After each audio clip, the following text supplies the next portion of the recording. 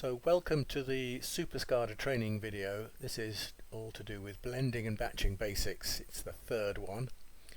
So first of all, what I'm going to do is I'm going to show you a list of the abbreviations and icons, which you'll have seen in previous little training videos, but you can come back to this if you're not too sure about some icon or some symbol or abbreviation.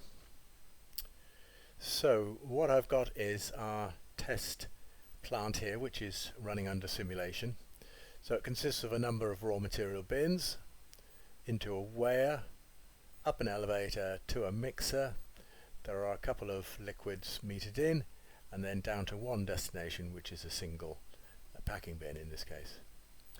So what I've got is I've got some batch ready to be made, and because this is under simulation, I can simulate what happens if it runs out of a raw material. So if I take off production hold, what it does first of all, it goes to look to see what the next batch should be, and it's found it here, which is a batch of finisher, and it is the second batch, so it's batch 400 kgs of 8,000. So I'm just going to put production hold on again, just to make sure, because I don't want the next batch, so I'm just going to show you what happens here.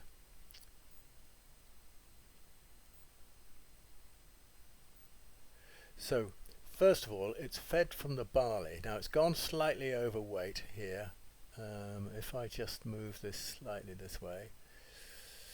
So this is the barley here. It wanted 80, but it's actually fed 86, which is overweight. So what happens is with an overtolerance, it comes up with an alarm, and then the hold button is there. Now it's up to you to decide what you want to do, but if you want to continue, you click on this to continue with the next ingredient. And this happens to be wheat from that bin. Now I'm going to quickly go over here and switch off the scale simulation. So what happens is the feeder now is still running. It's as if this bin is empty. So it wanted 100 kgs and it stopped at 33.29 kgs. So after a while it'll come up with an alarm, slow feed. So here's the alarm, slow feed. Now there are a number of things you can do, but the bin substitution, if I just zoom into this, you can see this button here is sub. So I'll just zoom out again so you can see everything. Oops. So if I click on the sub button, then it looks for anything which is running slow feed. So here it is here, J4W1, and it does give an alternative bin here. So we do actually have wheat in another bin here, J4SP5, this one. So I can just click that, but what I can also do is I can just say no sub, in that if I don't have anything else I could just say, well, just continue with this shortage. So if I press no sub, it asks me to confirm it, and then what happens is if I just put the simulation back on, so what happens is it starts the elevator and then discharges the rest of that batch into the mixer.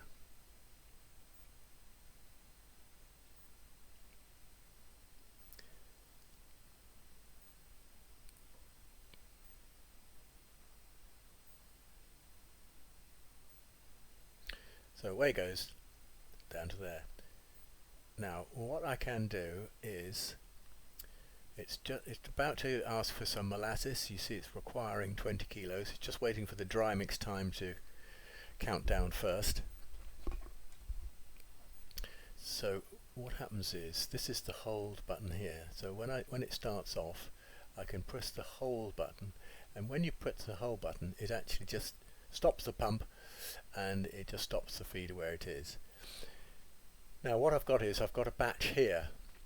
So now if something goes really wrong, and you know, I don't know what it is, just say something mechanical, something's gone really wrong. What I can do is I can manually discharge that batch. Just say I want to manually discharge it. So I can force the discharge to open. Right? Discharge the batch wherever, doesn't matter.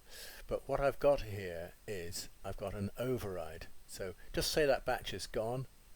Physically the actual batch is gone, right? It still thinks it's there, so I can go on to production override, this button here, and I can see if this is the batch here. I've got 28-02, so that's the batch in the mixer, and routing, that's the sort of en route to the finished product bin here.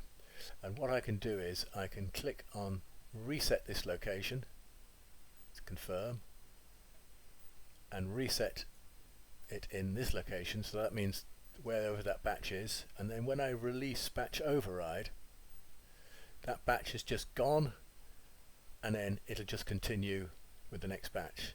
So if I take off production hold, then here comes batch 3, so it's the next batch, and away she goes. Now I've left this on, I'll just take this hold off. So that's how you go into batch override, just to basically delete a batch if something goes really wrong.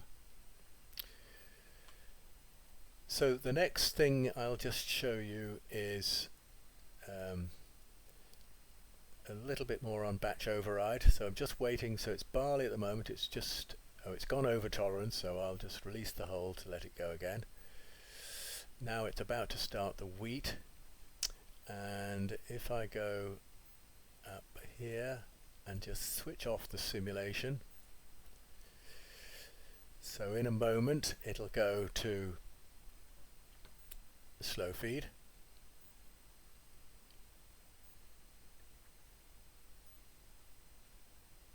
So it's gone to slow feed now. So now I can go into sub,